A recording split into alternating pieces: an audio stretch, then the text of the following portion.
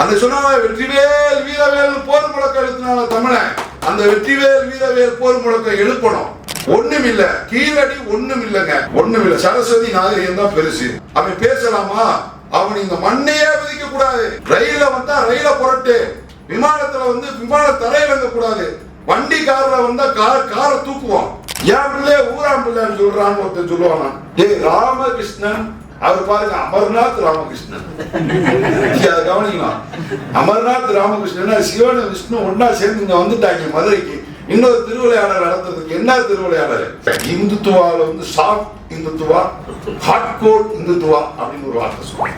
இப்ப தமிழ்நாட்டில் என்ன தெரியும் நடக்குது தெரியுமா? Soft Periyarism, hard core Periyarism. பெரியார சாஃப்ட், பெரியார சாஃப்ட் புறக்கதவை திறந்து வச்சு தமிழினத்தை நாசம் பண்றவனை உள்ள விட்டுட்டு நாங்க பாட்டு ஹாயா விசில் அடிச்சுக்கிட்டு இருக்கோம்னு ஒரு கூட்டம் வந்தாங்க. அவர் இப்பதான் முஸ்லீம்களுக்கு அவர் சட்டம் போட்டாரு, மதம் மாறினா பிசி கிடையாது. அதை சொல்லாம தான். ஆனா எனக்கு வருத்தம் என்னன்னா, எதுக்குன்னு அங்க போனீங்க? எதுக்கு அங்க போனீங்க? ஆடப்பாவிகளா? அம்பேத்கர் சொன்ன மந்திரி பதவி இதுவா? மந்திரி பதவி அம்பேத்கர் இப்படியா போய் வாங்க சொன்னாரு? இதை வாங்கி நீங்க என்ன செஞ்சு போவீங்க சொல்லுங்க? இதை வாங்கி நீங்க என்ன செஞ்சு போவீங்க? ஏப்பா தமிழகத்தையே மண்ணுக்குள்ள போட்டு மூடிட்டு சாப்பிட்டு பெரியாரிச்சு கொடுத்தவர் போனீங்கன்னா உங்களையே ஒரு நாள் குளிதோடி புதைச்சிருவாங்களே, அப்ப என்ன செய்யறது? வணக்கத்தை சொல்லி தெரிவித்துக் கொள்கிறேன். ஐயா மாரப்பன் அவர்கள் இங்கே பேசுகிற பொழுது மதுரை இன்னும் 2 ஆண்டுகளில் இது ரத்த ஆறு ஓடும் என்று சொன்னார். பொதுவாக மதுரை மற்றவனுடைய ரத்தத்தை ஆறாக ஓட்ட விட்டுத்தான் பழக்கப்பட்ட பூமி. எங்கள் ரத்தம் இங்கே ஓடும். ஏன் என்று சொன்னால், சேர சோழ பாண்டியர்களில் மூத்தவன் பாண்டியன், அவனை வீழ்த்தி வென்றவன் சோழன். இந்த 2 பேரையும் சந்தர்ப்ப சூழ்நிலையில அடிச்சு போட்டு ஆட்சி கொடுத்தவன் சேரன். இது ஐயாவுக்கு தெரியும். ஏன் என்று சொன்னால், மிக பொருத்தமாக இது வேற எங்கேயும் இந்த பேச்சு கருத்தர நடந்திருந்தா அது அவ்வளவு சரியா இருந்திருக்காது. மதுரையில தான் நடக்குது. மதுரையில தான் நடக்குது. ஏன்னு கேட்டீங்கன்னா, மதுரை சாதாரண ஊர் கிடையாது. அத்தனை திருவிளையாடல்களையும் அண்ணன் வேலுச்சாமி அண்ணனுக்கு தமிழ் இதுல மாற்று கருத்து இருக்கலாம். ஆனா அவனை இறையினார்களை பார்க்காதீங்க. நம்ம தாத்தையும் பூட்டைங்க, நம்ம தாய் தான். அதெல்லாம் அதை அவங்க தோதுக்கு அதை வேற வழியை சித்தரிச்சுக்கிட்டாங்க. உண்மை அது கிடையாது.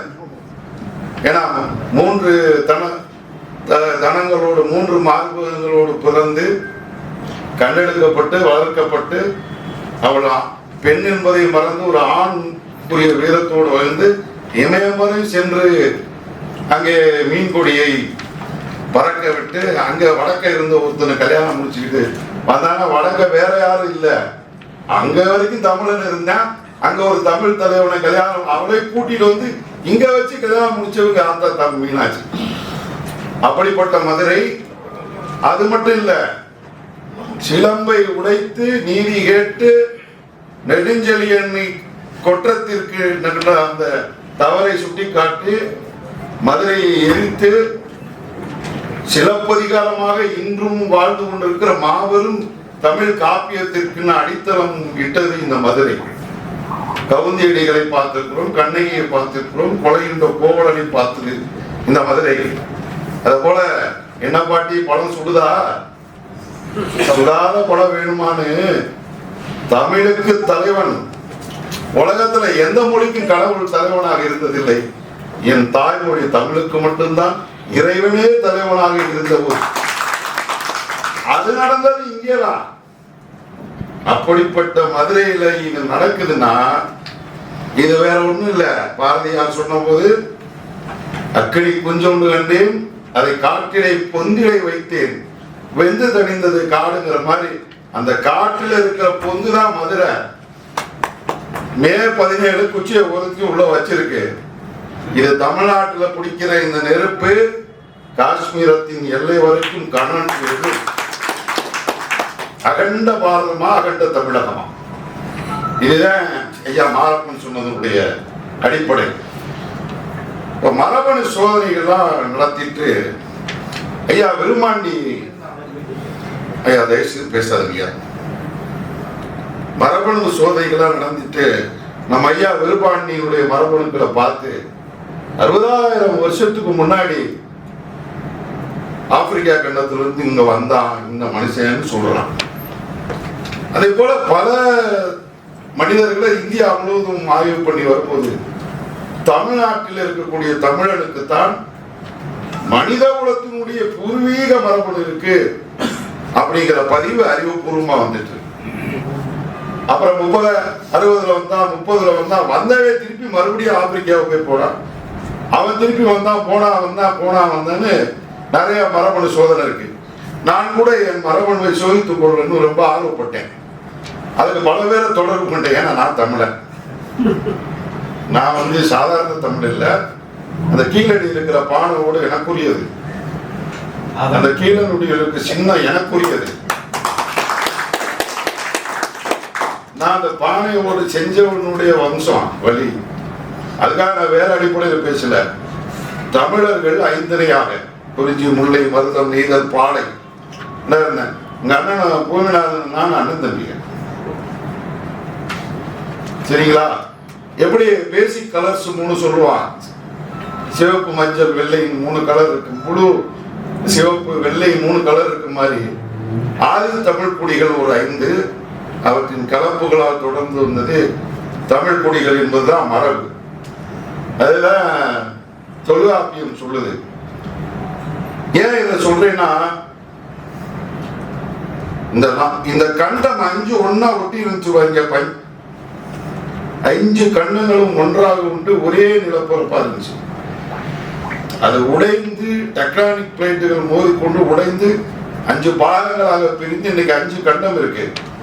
இந்த 5 கண்டமும் நிரந்தரம் இல்லை. இன்னும் அதை பல கண்டங்களாக உடையலாம், அல்ல கண்டங்கள் இணைந்து புதிய கண்டங்கள் உருவாகலாம். அப்படி வருகிற பொழுது ஆப்பிரிக்காவின் தென்புலத்திலிருந்து அப்படியே தமிழ்நாடு, கேரளா, ஸ்ரீலங்கா லெமூரியா கண்டம் என்று ஒரு பரந்த நிலப்பரப்பாக வந்தவர்கள் நாம். அப்ப நாம தெற்கே இருந்து வடக்கு நோக்கி பயணித்தவர்கள் தமிழர்கள்.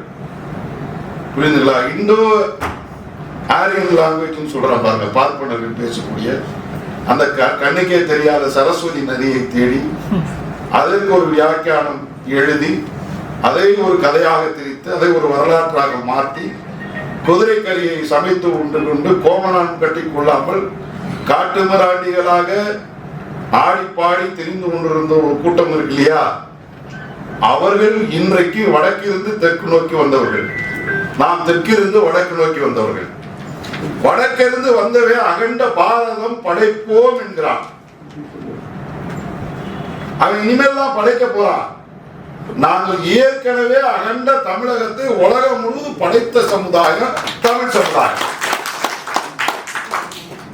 இதை எப்படி நீங்க சொல்றீங்க அப்படின்னு கேட்டீங்கன்னா, அமெரிக்கா, வட அமெரிக்காவுக்கும் தென் அமெரிக்காவுக்கும் பக்கத்துல கரீபியன் ஐலாண்டு ஒரு இடம் இருக்கு, கரீபிய தீவு கூட்டம். அங்க குவாந்தலூப் அப்படின்னு ஒரு சின்ன தீவு இருக்கு. குவாந்தலூப், அந்த தீவுக்கு பேர் குவாந்தலூப். போய் தேடி பாருங்க. அந்த குவாந்தலூப்பில் 400 வருடங்களுக்கு முன்பு கரும்பு தோட்டத்துல வேலை செய்யறதுக்கு பாண்டிச்சேரி கடற்கரையிலிருந்து தமிழர்களை கொண்டு போயிருக்கான். அவன் இன்னைக்கு தமிழ் பேசல, அவனுக்கு தமிழ் தெரியாது, அவன் ஆங்கிலம் மட்டுமே பேசுறான். அவனுக்கு இந்த உணவு கூட எதுவும் கிடையாது. ஆனா அங்க மதுரை வீரனும் மாரியாத்தாக்கும் கோயில் வச்சுட்டு ஒவ்வொரு வருஷமும் தீமிதி திருவிழா நடத்திக்கிட்டு ஒரே ஒரு அந்த காலத்து திருவாசகமும் ஏதோ ஒரு புத்தகத்தை வச்சுக்கிட்டு அதை தமிழ்னு தெரியாம உச்சரிப்பு சரியா இல்லாம மனப்பாடமா ஒப்பித்துக் கொண்டிருக்கிறான். அவன் தமிழன் என்பதே அவனுக்கு தெரியாது. இப்பதான் அங்க தமிழன் 400 வருஷத்துக்கு போய் முன்னாடி சேர்ந்தாலும் தெரிய வருது. 400 வருஷத்துக்கு முன்னாடி போய் சேர்ந்தான் தெரியுது. நியூசிலாந்தினுடைய தலைநகரத்துல இருக்கக்கூடிய ஒரு அருங்காட்சியகத்துல ஒரு மணி இருக்கு, கப்பல்ல கட்டி இருக்கிற மணி. அந்த மணியில எழுத்துக்கள் இருக்கு. இது என்ன எழுத்துக்கள் என்று நியூசிலாந்து அரசாங்கம் மிகப்பெரிய ஆய்வை கண்டுபிடித்து அதிலே தமிழ் எழுத்துக்கள் இருக்கிறது கண்டுபிடிச்சு அவன் அங்க இருக்கிற அருங்காட்சியகத்துல வச்சிருக்கிறான். நியூசிலாந்து எங்க இருக்கு? குவார்டர் எங்க இருக்குன்னு பாருங்க. சமீபத்திலே எகிப்தினுடைய பிரமிடுகளிலே என்ன இருக்கு? சிகை கொற்றன் சாத்தன் இருக்கு. சாத்தன் என்று சொன்னால் தமிழ்ல வியாபாரின் பேர், வியாபாரம் செய்கிறவன் சாத்தன். இந்த இருக்குல்ல சாத்தூர், அதுக்கு பேர் சாத்தனூர். இந்த சாத்தனூருக்கு பக்கத்துல ஒரு கிராமம் இருந்துச்சு. அங்க ஒரு குறுநில மன்னர் இருந்தான், பேர் எட்டி சாத்தன். அந்த எட்டி சாத்தன்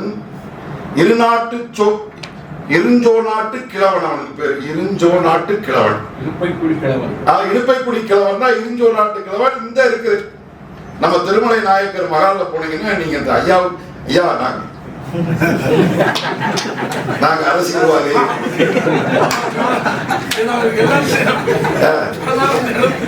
அது திருவிளையாடல கேட்ட மாதிரி எதிரே குற்றம், சொல்லி குற்றமா எழுத்து குற்றமா? சொல்லி குறை இருக்கலாம், இருந்தாலும் அதுதான் குற்றம். போயிட்டுமே எவ்வளவு இருக்கு அதுக்கேற்ற மாதிரி பரிசு போட்டு அது மாதிரி இருப்பை குடிக்கிறவன் என்ன செஞ்சானா, 5-6 கம்மாய் வச்சு வாக்கியா வெட்டி கொடுத்தான். ஒரு சின்ன குறுநில மண்ணை அது ஒரு 10 கிலோமீட்டருக்குள்ள மக்களுக்கு தீர்ப்பு வழங்கி, கொற்றம் வழங்கி, விசாரிச்சு தீர்ப்பு வழங்கி, தண்ணியை கொடுத்து, விவசாயம் பண்ணி, சோறு போட்டு, தண்ணி குடிச்சு, புலகுடியில காப்பாத்திக்கணும். இதான உண்மை. அப்போ இங்க இருந்து சாத்தன், எட்டி சாத்தன், எல்ஜோ நாட்டு கிழவன் எட்டி சாத்தன். சாத்தன்னா யாருடா அப்படின்னா வியாபாரம் பண்ற வியாபாரி, பிசினஸ் மேன். அங்க இருக்கு பிரமிடில் எழுதியிருக்கிறான். சாத்தன் இருக்கு, சிகை கொற்றன் இருக்கு. யாரு சிகை கொற்றன்? சிகைனா என்ன? நம்ம வைக்கிற தலையில வைக்கிற தோப்பாவுக்கு பேர் என்ன? நம்ம வச்சுக்கிற கிரீடத்துக்கு பேர் என்ன? அப்போ அங்க இருக்கிறான். நீங்க பாருங்க, ஒடிசா பாடு பேசுங்க, உலகமெல்லாம் இருக்கிற ஊர் பேர் பூரா தமிழ் பேருன்னு பட்டியல் போட்டே இருக்காரு. இப்ப ஐயா நம்ம பாலகிருஷ்ணன் சிந்து நதி விட்டதும் தமிழ் தொட்டதும் ஒரே இடம் தான் சொல்லிட்டு வட இந்தியாவில் இருக்கிற எல்லா ஊரு பேரும் தமிழ் பேருடா. இங்க இருக்கிற புறநானூறு அகநானூறும் அந்த காதல் காவியங்கள் எல்லாம் அப்படியே இன்னைக்கு உயிரோட்டமா இருக்குடா. கன்னி மாடங்கள் அப்படியே இருக்கு, கலாச்சாரம் அப்படியே இருக்கு, பண்பாடு பேசுற மொழி மட்டும் வேறு. ஆனால் அங்கே தமிழன் வேறு மொழி பேசிக் கொண்டிருக்கிறான். அவன் சாப்பிடுற சாப்பாடுல இருந்து பழக்க வழக்கத்துல எல்லாம் சுத்தமா தமிழ்னு சொல்றான். நீங்க மகாராஷ்டிராவுக்கு போங்க, மலேசியாவுக்கு போங்க, சிங்கப்பூருக்கு போங்க, ஜாவா இப்படியே போய்கிட்டு இருந்தீங்கன்னா இந்த உலகத்தின் மூல விதை, மூல வித்து, மூல அறிவு, மூல கருத்து, மூல செய்தி, மூல கலாச்சாரம், உலக மாந்தவிடத்தினுடைய முடிச்சு இந்த மதுரையில் இருக்கு. நீங்க நாங்க வேற எங்கேயோ போகாதீங்க. உலக மாந்தவிடத்தினுடைய முடிச்சு இந்த மதுரையில் இருக்கு. நாம் தெற்கிலிருந்து வடக்கு நோக்கி அகண்ட தமிழகத்தை 5000-10,000 வருஷத்துக்கு முன்னாடி நாம உண்டாக்கிட்டோம். அதான் மாரப்பனையர் சொல்றாரு. அவன் இப்பதான் அகண்ட பாரதத்தை உருவாக்கணும் வரான். இந்த சொல்ற இந்துத்துவால soft Hindutva, hard core Hindutva அப்படின்னு ஒரு வார்த்தை சொல்றேன். அதே மாதிரி இஸ்லாம்ல soft Muslimism, hard core Muslimism அப்படி ஒண்ணு இருக்கு. இப்ப தமிழ்நாட்டில் என்ன தெரியும் நடக்குது தெரியுமா? Soft Periyarism, hard core Periyarism. Hard core பெரியாரிசத்தை விசில் அடிச்சு வீட்டுக்கு அனுப்பிட்டீங்க, சாஃப்ட் பெரியாரிசம் கொண்டு வந்துட்டீங்க. அது என்ன பெரியாரிசம்? பெரியார சாஃப்ட், பெரியார சாஃப்ட் பெரியாரிசம், சாஃப்ட் பெரியாரிசம். அப்படின்னா என்னடா? புறக்கதவை திறந்து வச்சு தமிழினத்தை நாசம் பண்றவனை உள்ள விட்டுட்டு நாங்க வாட்டு ஹாயா விசில் அடிச்சுக்கிட்டு இருக்கோம்னு ஒரு கூட்டம் உண்டாய். ஏப்பா இளைஞர்களுக்கு எதுவுமே தெரியல, கவர்ச்சியில மயங்கிட்டான் போயிட்டாங்கிறான். இந்த அன்னை வேலுச்சாமி சொன்னதுக்கு தான் வர்றேன். அண்ணே, நம்ம இளைஞர்கள் சினிமா கொட்டையில தரையில உட்காந்து கொண்டாங்க மண்டை பாட்டி அடிச்சுட்டு எம்ஜிஆர் படம் பார்த்து விசில் அடிச்சு வைங்க தானே. அதே இளைஞர்கள்லாம் இந்தின்னு சொன்னவனே உயிரை பறிச்சு தூக்கி எரிஞ்சுட்டு தாய்மொழி காக்கணும் தெருவில் நின்று உயிர் கொடுத்தது அந்த இளைஞர்கள் தான். புரியுதுங்களா? அதே இளைஞர்கள் தான். நான் 10ஆம் வகுப்பு படிக்கிற காலத்துல அத்தனை மாணவர்கள் ஒண்ணு போய் மதுரை மாவட்ட ஆட்சித்தலைவர் அலுவலகத்தில் என்னாலே தெரியாம துடியாய் குளித்தவர்களாம் நாங்களாம். ஈழத்தமிழன், என் தமிழன், என் தாய் தொப்புள் கொடி உறவுகள் ரத்தம் சிந்துவதை அனுமதிக்க மாட்டோம். ஈழம் என்னுடைய மண், என்னுடைய நாடு. என் நிலத்திலே நான் வாழ முடியாது, இரண்டாம் தர குடிமகனா நான் வாழ்வதை என் தமிழினம் ஒத்துக்கொண்டாது என்று ஆர்ப்பரித்து போர்க்குரல் எழுப்பியவர்கள் தான். அன்னைக்கு யாருன்னு சொல்லி கொடுத்தா? அந்த இளைஞர் 9வது படிக்கிற எனக்கு யார் சொல்லி கொடுத்தா? அன்னைக்கு நான் கமலஹாசன், ரஜினிகாந்த் ரசிகர் மன்ற உறுப்பினர் நானு, சூப்பர் ஸ்டார் ரஜினிகாந்த் தர்மத்தின் தலைவர், ரஜினி மன்றத்தின் தலைவர் நானு. ஆனா அதே ஈழத்தமிழன் பிரச்சனை என்று வரும்போது நான் ரஜினியை பார்க்கவில்லை, கமலை பார்க்கவில்லை. என் தாய் தமிழ்நாடும், என் தாய் இனமும், என் தாய் மொழியும் தான் என்னிடம் பேசியது. அதே போலதான் ஜல்லிக்கட்டு போராட்டம் வருகிற பொழுதும் இருந்தது. ஏன் இதை சொல்றேன்னா, இங்க பேசும்போது சொன்னாங்க, நான் 28/4/2017 அன்னைக்கு கீழடியில் அமர்நாத் ராமகிருஷ்ணனை மாற்றணும்னு சொல்லி ஒரு விவகாரம் ஓடுச்சு. எனக்கு பொறுக்கல, இருந்து மாத்த விடக்கூடாது, 2ல் 1 பார்க்கணும். நாங்க ஒரு 50-100 பேர் போயிருந்தோம். நான் போன நேரத்தில் நிர்மலா சீதாராமன், தமிழிசை சவுந்தரராஜன் அவங்க ஒரு 50-100 பேர் வந்தாங்க. அவங்க வர்றது எங்களுக்கு தெரியாது. அமர்நாத் ராமகிருஷ்ணரை மாற்றாதேன்னு நாங்க கீழடியில நின்று கோஷம் போட்டு ஆர்ப்பாட்டம் பண்ணிட்டு இருக்கோம். அது இறங்கணுன்னே RSS காரங்க எங்களை அடிக்க தாக்க போறோம். அவங்க எங்களை தாக்க, நாங்க அவங்க தாக்க, மிகப்பெரிய போர்க்களமாய் அந்த இடமே பெரிய மல்லுக்கட்டாயி எங்களை புடிச்சு கொண்டு போய் ஜெயில வச்சு விட்டாங்க. போர்க்களமானது கீழடின்னு அன்னைக்கு மறுநாள் தலைப்பு செய்து போட்டாங்க. இந்த சண்டை நடக்கும் போது நம்ம சகோதரர் திருமுருகன் காந்தி மே 17 இயக்கத்தை தோழர்கள் அங்க நிக்கிறாங்க. என்ன தோழர் இப்படின்னு, என்ன உயிரே போனாலும் ராமகிருஷ்ணன் மாத்த விடக்கூடாது, அவர் இங்க இருக்கணும், நம்முடைய வரலாற்றை வெளிக்கொண்டு வந்துகிட்டு இருக்காங்க, இதோ வேறொருவன் தடுப்பதை நாம் ஏற்றுக்கொள்ள முடியாதுன்னு நாம் இன்றைக்கு பேசினோம். அப்படி பார்க்கின்ற பொழுது இன்றைக்கு அவர் கீழடியை மட்டும் மறைக்கல, ராக்கி கடியில ஒரு மனித எலும்பு குழுவை எடுத்திருக்கிறாங்க, அதை மரபணு சோதனை செஞ்சிருக்கிறாங்க. அது தென் தமிழ்நாட்டின் மலைப்பகுதியை சேர்ந்த ஒரு பழங்குடி இனத்தினுடைய பெண்ணுடைய மரபு அணுக்கள் இருக்குன்னு சொல்லிட்டான்.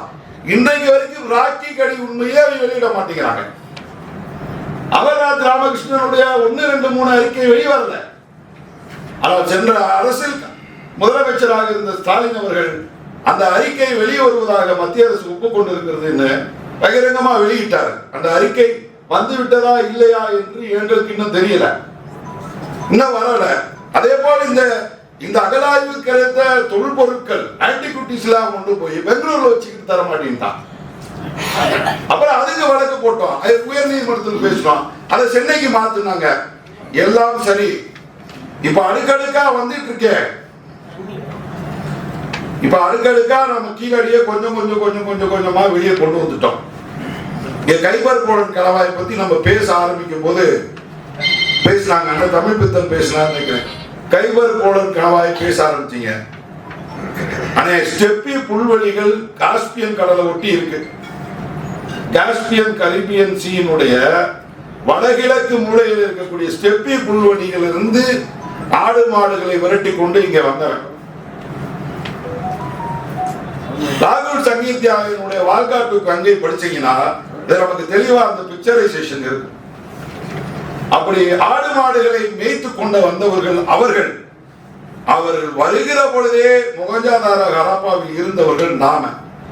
அதனால்தான் முந்தைய முதலமைச்சர் திரு ஸ்டாலின் அவர்கள் அந்த எழுத்துக்களுடைய உண்மையை வெளிக்கொண்டு வருவதற்கு இந்த அரசாங்கம் என்ன சன்மானம் வேணாலும் தரும்னு சொன்னார். அதே போல இன்றைக்கு இரும்பு என்பது நம்மகிட்ட இருந்துதான் வந்தது. இரும்பு ஆயுதங்கள், உலகத்திற்கு இரும்பு ஆயுதங்களை கொடுத்த முதல் குடி நாம தான் என்பதை நான் சொல்லி இருக்கிறோம். ஆனால் இன்றைக்கு பாரத பிரதமர் மோடி அவர்கள் என்ன செய்யறாருன்னா, கீழடி பட்ஜெட்ல போடுறான். கீழடி பத்தி தானே பேசணும். அவன் எதை பத்தி சொல்றான், கீழடி பத்தி பேசு அப்படின்னு சொன்னா, திருநெல்வேலியில் இருக்கக்கூடிய அந்த புதைப்பட ஆய்வை அதனால் மட்டும் சொல்லல, ராமகிருஷ்ணன் ஐயா அவர்கள் திருப்பி சொல்றாரு, Keezhadi is the habitation site. This is the first habitation site. இதுவரைக்கும் எங்களுடைய இலக்கியங்களில் சொல்லப்பட்டவைகளுக்கு ஆதாரம் இல்லை, அது வெறும் பாடல்கள் தான், வெறும் கருத்துக்கள் தான், வெறும் கற்பனைகள் தான் என்று இந்த நாடு புறக்கணித்து வருகிற பொழுது முதல் முறையாக எங்களுக்கு அறிவியல் பூர்வமான ஆவணமாக ஆதாரமாக கிடைத்திருக்கிறது கீழடி என்று. இதுதான் ஹாபிடேஷன் சைட் சொல்லிட்டே இருக்கிறோம். ஆனால் இப்பொழுது புதைப்பட அடையாளமாக இருக்கக்கூடிய ஆதிச்சநல்லூருக்கு மத்திய அரசு பல கோடி ஒதுக்குது. கீழடி அருங்காட்சியகத்தை இன்னும் விரிவுபடுத்தணும். நான் சொன்னேன், கீழடியை சுத்தி இருக்கிற ஒரு 10 கிலோமீட்டர் சதுரத்துக்கு மக்களை பூரா அப்படி போய் சொன்னா, இதுல டங்ஸ்டன் சுரங்கத்துல பூரா ஊரை விட்டு வெளியே போனா நாமளே ஒத்துழைச்சு கூட அந்த கிராமங்களுக்கு பூரா நம்ம காலி பண்ணி கொடுத்து, தப்புன்னு இல்லைங்க, காலி பண்ணி கொடுத்து ஒரு 10 கிலோமீட்டர் சுற்றளவை அப்படியே நாம் ஃபென்சிங் பண்ணி அது பாதுகாக்கப்பட்ட ஒரு மண்டலமாக நாம் அறிவிக்க வேண்டிய கடமை கீழடியை பொறுத்த வரைக்கும் ஒவ்வொரு தமிழனுக்கும் உண்டு. நீங்க இப்ப தோண்டி இருக்கிறது கம்மியா, அது மரங்களை மட்டைகளை வச்சு அவன் வீடு கட்டுறதுக்கும் அது பூரா செங்கல் சூளை பூரா ஜேசிபி பொக்லினா போட்டு போட்டு பல ஆதாரங்களை செதுத்து தொலைஞ்சிட்டாங்க தெரியாம. முழுமையாக எடுத்தால் அங்கே பண்டை தமிழ் மதுரை அங்கதான் இருக்கின்றதா என்னுடைய கருத்து. ஏன்னு கேட்டீங்கன்னா 15-20 வருஷத்துக்கு முன்னாடி எனக்கு ஒரு பெரிய ஆதங்கம் உண்டு. இது மதுரை இதுதான் தமிழுடைய தலைநகரம் சொல்றானே, எங்க பாண்டியன் கட்டும் ஒரு கோட்டை புத்தகத்தையும் காணா. தஞ்சாவூர்ல பிரகதீஸ்வரர் ஆலயம் இருக்கு. சோழீஸ்வரத்துல ராஜேந்திர சோழன் கட்டின கங்கை கொண்ட சோழபுரம் இருக்கு. எங்கே என் மதுரை, எங்கே மதுரைன்னு சின்ன வயசுல இருந்து நான் எல்லாத்தையும் கேட்கறது உண்டு. இப்படியே கேட்டு கேட்டு கேட்டு நான் கடைசியா ஒரு நாள் சொன்னேன், பல பேர்கிட்ட சொல்வேன், இப்ப இருக்கிற மணலூர் தாண்டா பழைய மதுரைன்னு நான் சொன்னேன். இது நான் சொன்னேன்னா எனக்கு தெரிஞ்சு சொல்லல, என் உள்ளுணர்வு சொல்லி சொல்லி நான் என் கட்சிக்காரன் சொல்லுவேன். என்னைக்காவது ஒரு நாளைக்கு இந்த மணலூர் பக்கத்துல இருந்து மதுரை வெளியே வரும்னு சொல்லியிருக்கேன். கீழடி கண்டுபிடிக்கப்பட்ட பிறகு எங்க கட்சியை சேர்ந்த ஒரு தோழர் ஒரு பதிவு போட்டார். பல ஆண்டுகளுக்கு முன்பே எங்கள் தலைவர் இதை சொல்லிக் கொண்டே இருந்தார். அவர் ஒரு தீர்க்க தரிசனமாக சொன்னார் என்பது கீழடியை பார்க்கிற பொழுது எங்களுக்கு புலப்படுகிறது என்று பதிவு போட்டார்கள். என்று சொன்னால் அந்த சிறு வயதிலே பாண்டியனுடைய அடையாளங்கள் எங்கே இருக்கிறது என்ற வேட்கை எனக்கே வந்தது வருகிறது என்று சொன்னால் பிரிதொருவருக்கு வராது. ஏனென்றால் என் மூதாதையர்களுடைய பெருமைகள் வெளியே வர வேண்டும் என்ற உணர்வு என் ரத்தத்தின் வழியாகவே வந்து கொண்டே இருப்பதால் தான் நான் அதை பற்றி தேடுறேன். நான் அதை பற்றி தேடுவதற்கு அது வழி வழியாக வந்திருக்கிற ஒரு உணர்வு, அது உணர்வு என் மரபணுக்களே இருக்கிறது. இன்றைக்கு கீழடி கண்டுபிடிக்கப்பட்டதிலே எங்களை போல் பெருமைப்பட்டவர்கள் ஒருவன் இருக்க முடியாது. ஆனால் அங்கே மத அடையாளங்கள் இல்லை. ஐயா சொன்னாரே, ஐயா என்ன சொல்றாரு, காலுக்கேத்த செருப்பா செருப்புக்கேத்த காலான்னு கேட்டா எதுக்கு காலுக்கான செருப்பு தீணும், செருப்புக்கே காலை என்ன பண்ண முடியும்? மோடி சொல்றது, மோடி கூட்டம் சொல்லுது, அந்த கும்பல் சொல்லுது, ஏப்பா செருப்புக்கு ஏத்த மாதிரி உன் காலை வெட்டிக்கடா சாமி, அப்பதான் முத்துக்குருவன்னு சொல்லிட்டு இருக்காங்க. நாம காலை அவை வெட்டணுமா, அவன் காலை நம்ம வெட்டணுமா? அதை மட்டும் சொல்லுங்க. நம்ம காலம் அவன் வெட்டணுமா, அவன் காலம் நம்ம வெட்டணுமா? சொல்லுங்க. அதுக்கு தான் அவர் இழுத்து விட்டாரு பாரப்பணியா. 2 வருஷத்துல உங்க ஊர்ல ரத்த ஆறு ஓடும்னு ஆரம்பிச்சாரு. ஏதாவது கேட்டு இருந்தா கூட அவர் வேணுங்கிறத நம்ம வாங்கி கொடுத்துருக்கலாம். அமைதியா இருக்கிற எங்க ஊரே எல்லாரும் திருப்பரங்குன்ற மலைகிரி இன்னும் 4 மலை, அந்த மலை பேரை அவர் சொல்லுவாருன்னு பார்த்தேன், சொல்லல. அரிட்டா வெட்டிய ஓரளவுக்கு தடுத்துட்டோம். இன்னும் 3 மலை என்னன்னு எங்களுக்கு தெரியல. 7 மலை 80 மலை வந்தாலும் இந்த மலை எங்க மலை இங்க எதுவுமே ஆகாது. நாங்க பெருசா கலவரம் ஜாதி சண்டை விவகாரம் வெட்டு குத்துலாம் போட்டுக்கிடுவான், அது பக்காரி சட்டை அடிச்சுக்கிடுவோம், பூந்துக்கிடுவோம், சேர்ந்துக்கிடுவோம், போய்க்கிடுவான். ஆனா எங்க தாய் பிள்ளைகளை என் மொழியோ என் இனத்தை ஒருத்தன் தொட்டா அவனோட கைவர் போடல் கணவாய் ஸ்டெப்பி புல்வெளிக்கு அனுப்பி வைக்கிறது நாங்க அனுப்பிச்சு வச்சிருவோம் என்பதை இந்த நேரத்தில் சொல்லி, இன்னைக்கு என்ன முடிவு, நம்ம ஏன் இங்க கூடியிருக்கோம்னா, ஐயா ராமகிருஷ்ணன் ஐயா தான் அறிக்கையை திருப்தி தர மாட்டேங்கிறாரு. அவர் எப்படி தருவாரு? என் பிள்ளைய ஊராம் பிள்ளைன்னு சொல்றான்னு ஒருத்தர் சொல்லுவானா? நான் பெத்த பிள்ளையா, ஏய் நீ உன் பிள்ளைன்னு சொல்லக்கூடாது, நாங்க போய் அவன் பிள்ளைன்னு சொல்லுனா பெத்த சொல்லுவானா? சொல்ல மாட்டேன். சொல்லுவாப்லையா? ஏய் ராமகிருஷ்ணன் அவர் பாருங்க அமர்நாத் ராமகிருஷ்ணன், அதை கவனிக்கலாம். அமர்நாத் ராமகிருஷ்ணன் சிவன் விஷ்ணு ஒன்னா சேர்ந்து இங்க வந்துட்டாங்க மதுரைக்கு இன்னொரு திருவிளையாடல் நடத்துறதுக்கு. என்ன திருவிளையாடல்? நான் ஆரம்பிக்கும் போது சொன்னேன் அகண்ட பாரதம் அகண்ட தமிழகம். உனக்கு அகண்ட பாரதம் அமைக்கணும் உனக்கு எவ்வளவு இருக்குன்னா, அகண்ட தமிழகம் உலகம் முழுவதும் ஏன் தமிழகம்? மடகாஸ்கர்ல இருந்து அட்லாண்டிஸ் மலையிலிருந்து உலகத்துல எங்க போய் தேடினாலும் என் தாத்தை எடுத்து விட்டுட்டு போயிருக்கா, கண்டுபிடிச்சு சொல்லிக்கிட்டு இருக்காங்க. நான் பேசுறது தமிழே தெரியாம தமிழை வாழ்ந்துகிட்டு இருக்கேன்.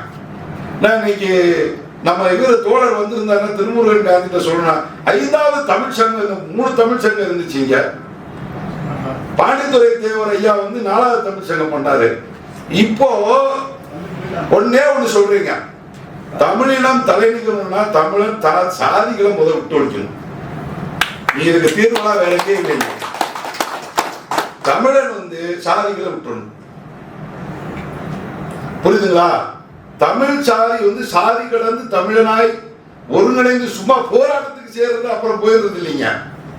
நிரந்தரமா இங்க தமிழன் ஒரே ஒரு இனந்தாய உண்டு, அவனுக்கு சாதி இல்லையா என்கிற நிலை நமக்கு வரணும். நிலை வரணும். தேவைப்பட்டால் நாம் தனித்தே வாழக்கூடிய காலங்கள் அரசியலை முன்னெடுக்கிறது தப்பு இல்லைங்க, தப்பு ஒண்ணு இல்லை. ஏன் 10 பேரோட சேர்ந்து நம்ம ஒவ்வொருக்குமே மனு போடுற சாதியாவா இருக்கணும்? சொல்லுங்க. மாநில அரசு செய்யக்கூடிய ஆய்வை அவன் தடுத்து விட முடியாது. இன்னைக்கு போட்டிருக்கான், மதுரையில் ஒரு சட்டம் போட்டிருக்கிறான், போஸ்டர் ஒட்டக்கூடாதுங்களாம். அதை கேளுங்க எவ்வளவு கொடுமை. போஸ்டர் ஒட்டக்கூடாது. என்னங்க செய்யறது? மதுரையில ஒரு 5 இடத்தை தேர்ந்தெடுத்து கொடுப்பா. தமிழ் புத்தனும் முருகராஜனும் பேரறிவாளனும் எஸ்டி போய் அங்கே போய் போஸ்டர் ஒட்டிட்டு வந்துடணுமா? அப்புறம் சினிமா போஸ்டர் எங்க வேணாலும் ஒட்டிக்கலாமா? வேலுச்சாமி ஒட்டிக்கலாமா? சாப்பிட்டு பெரியார் வந்திருக்காங்க, சாப்பிட்டு பெரியார் வந்திருக்காங்க, செம்புல தண்ணி மோந்து வச்சுட்டாங்க. ரொம்ப கொடுமையா சொல்றேன். இன்னைக்கு பாருங்க, கன்னியாகுமரியில அந்த அணு சுரங்கம் தோண்டிக்க. அப்புறம் இன்னைக்கு முக்கியமான விஷயம் ஐயா, நல்லா கவனிக்கணும். இன்னைக்கு தமிழ்நாட்டுடைய இந்து அறநிலைத்துறைக்கு ஒரு சின்ன தம்பி சிறீரங்கத்துக்காரர் போட்டிருக்காங்க. அதுல ரொம்ப குறிப்பா இருக்காங்க. என்ன விஷயம்? கோயில் வருமானங்கள் கோயிலுக்கு மட்டும்தான் செலவிடப்படுங்கிறான். அப்ப அதுக்கும் ஐயா மாரப்பன் ஐயா சொன்ன திருப்பரங்குன்றம் மலைக்கும் அதுக்கு ஒரு அதிகாரியை போட்டிருக்காங்க, ஒரு அரவாணி யாரை போட்டிருக்காங்க. அரவாணிங்கிறாங்க, என்ன பேருங்க?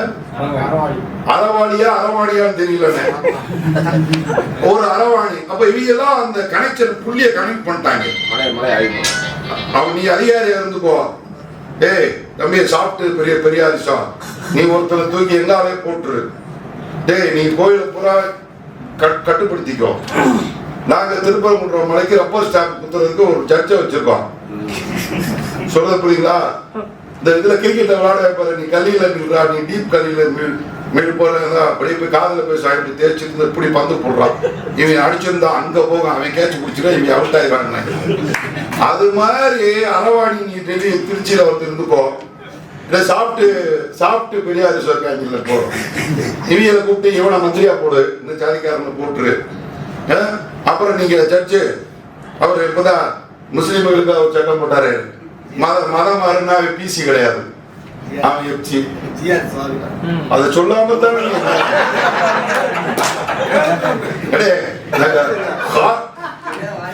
ஹார்ட்கோர் பெரியாரிசம் இருக்கும் போது தைரியமா பேசணும்னு, இப்ப சாஃப்ட்கோர் பெரியாரிசம்னு.